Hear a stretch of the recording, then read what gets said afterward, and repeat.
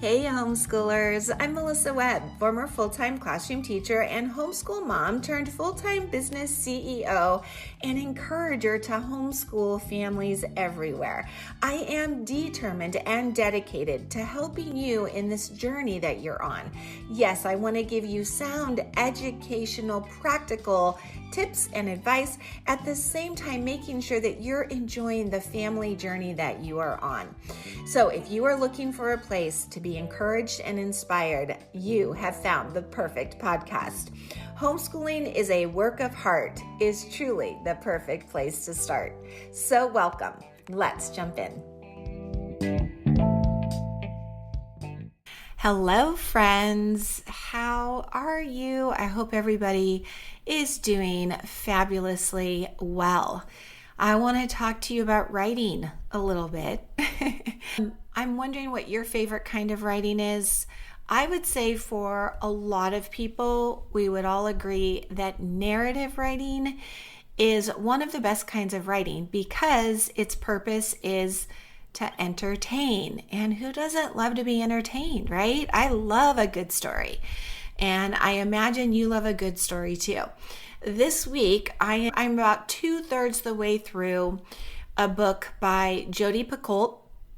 It somehow got past me. I've read a lot of her books. I love how she writes. She does so much research behind her writing that, she just draws me in. But this book that I'm reading right now, it's at least a decade old. It's called The Storyteller. It's a present day story that offers flashbacks, this parallel story that's happening during the Holocaust. It's in a nutshell about scars, both physical scars and emotional scars. And I think it's a gripping book. The main character, Sage, is really struggling in her life, and we go on this journey with her. And I'm guessing that probably because of this book that I'm reading, that I have it on my heart to offer encouragement this week.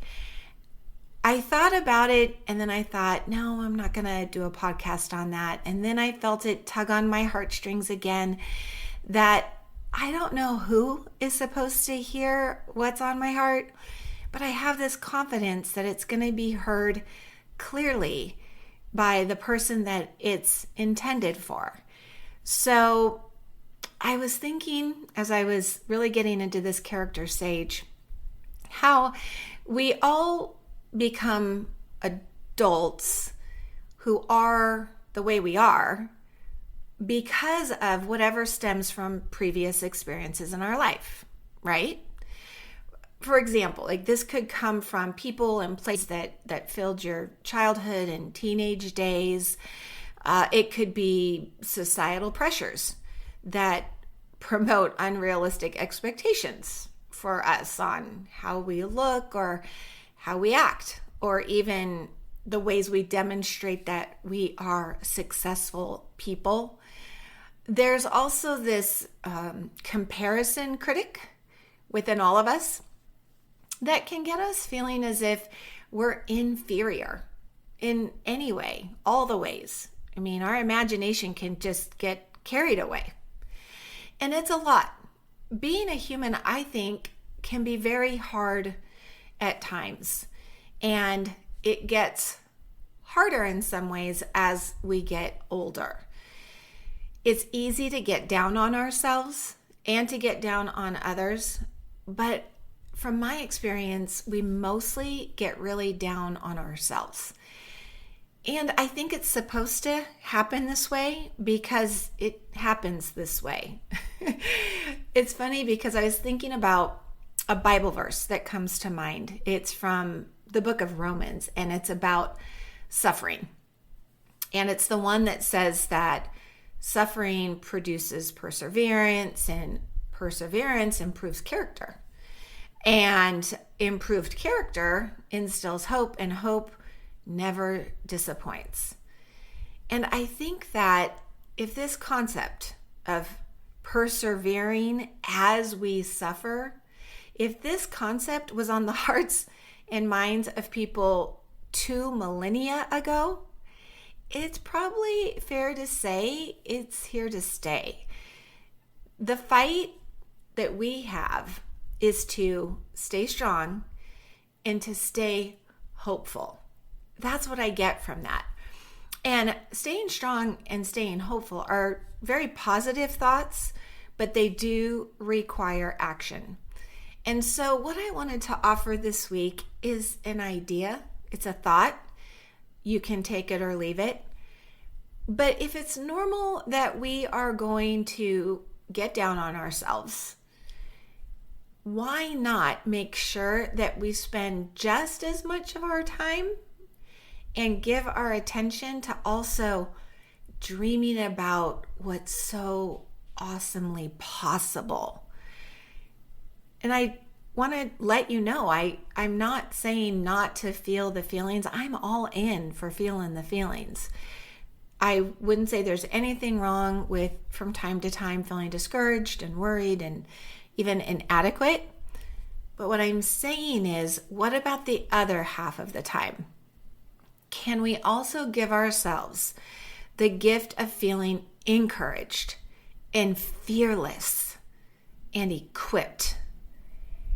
Have you ever stopped to think about how long you have been so smart? This is what I have been thinking about this week. You were born smart, instinctually smart. I mean, from infancy. Since you were an itty bitty baby, you've been smart. I've been smart. And I want to just think about that for us. And whether this is something that lands with you, or you may even want to share with a child who is struggling and feeling that he or she is not up to par, to just remember we were born smart. We knew how to cry, to signal hunger or discomfort from a wet diaper, or maybe just to get some attention. We learned right away how to recognize familiar faces and to even smile at those who gave us comfort and security. Before we were even maybe between, age 1 and 2, only 1 to 2 years on the earth. And we were already crawling, walking, and even talking in simple words and sentences. That's pretty smart. By the time kids are 3, that's when they start putting simple puzzles together, and they can get those round pegs into the round holes, no problem. But that's problem solving. And you're little when that starts to happen. I mean, by the time we start school, we now have moved on to more advanced emotions of caring and feelings of empathy for other people. I mean, it's so smart. We're so smart. And for so many reasons, legitimate reasons, adults tend to sell themselves short. Kids have higher self-esteems than most adults I know. Why is that? I think because we spend a lot of time thinking about where we fall short. And unfortunately, we can end up spending an exorbitant amount of time disregarding just how smart we are innately and the talents that we just have. And I want to make sure that this is not something that you find yourself doing for more hours of the day or days of the week than you should. I want you to remember your innate capabilities. And that's what I feel I'm supposed to tell someone today. There is immense potential within you. I just know it. Whatever it is that you want to do, that inner thing that's just inside of you, and I don't know what it is. I don't know if you're homeschooling for the first time this year, or you're going on your 10th year, or maybe you've had this idea of taking your hobby and creating an Etsy account, but you're doubting yourself, or maybe starting a different kind of business, or applying for a dream job, or writing a book. I know so many people who are like, I really want to write a book, but they spend more time thinking they can't instead of balancing that with as much time, if not more, than believing they can.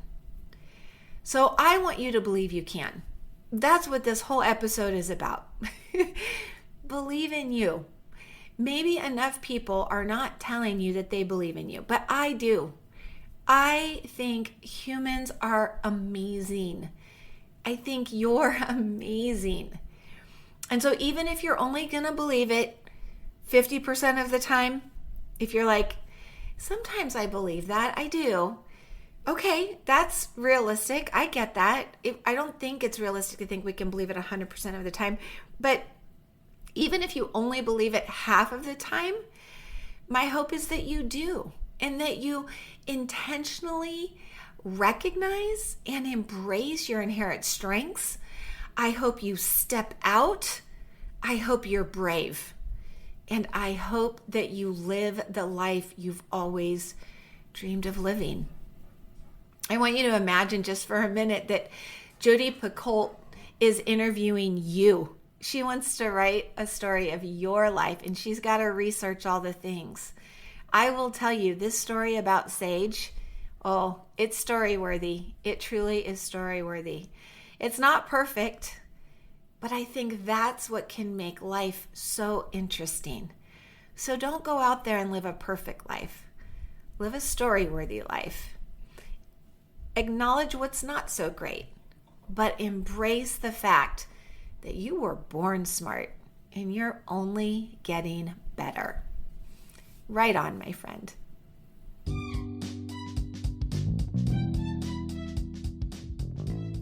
Well, thanks so much for tuning in and listening this week. Hey, if this was something that you found valuable, don't forget you want to subscribe or follow so that every time a new episode is dropped, you'll be the first to know. And hey, before you go, if you are looking to get some of this academic writing under your belt and outsourced so that it's one less thing freeing you up to enjoy more time with your family, hey, you're going to want to head over to away..Some to see what kinds of resources and materials I have available for you. I will look forward to seeing you there, and I will look forward to seeing you here in our next episode. Right on.